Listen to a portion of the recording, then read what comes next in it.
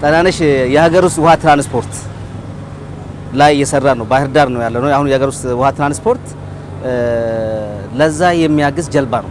ትልቅ ጀልባ፣ ግዙፍ ጀልባ ከ188 ሰው በላይ የሚጭን በተለይ ቱሪስት መዳረሻ ነው። እዛ አካባቢ አይተች ከሆነ እዛ ላይ ሰው የተዝናና ድርጅቱም ገቢ የሚያገኝበት ሰራተኞቹም ሰርቶ የሚያገኙበት ስራ ነው። ስለዚህ ጣናነሽ አሁን አዋሽን አልፋለች። ኦሮሚያ ክልል ዛሬ ትገባለች። ቀጥታ ደግሞ እንደዛው የሄደች መታ አዲስ አበባን አቋርጣ ወደ ባህር ዳር ትደርሳለች ማለት ነው።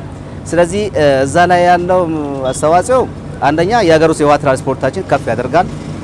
ዘመናዊ ጀልባ አለን። በዘመናዊ ጀልባ የሚዝናናና የሚዘዋወር ቱሪስት ይመጣል።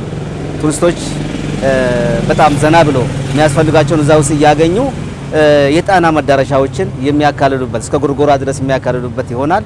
ይሄ ጀመር ነው እንጂ እንደዚህ አይነት ጀልባዎች፣ ዘመናዊ ጀልባዎች፣ ቀልጣፋ ጀልባዎች እንገዛለን። በሚቀጥለው ልክ እሱን ጨረስ ወደ አርባ ምንጭም ወደ ላንጋኖም ወደ ሻላም ሀይቆቻችን ሁሉ ውስጥ የኛ ጀልባዎች ይኖራሉ። ከአሁን በኋላ ይሄ ራዕይ ሰንቀን እየሰራን ነው።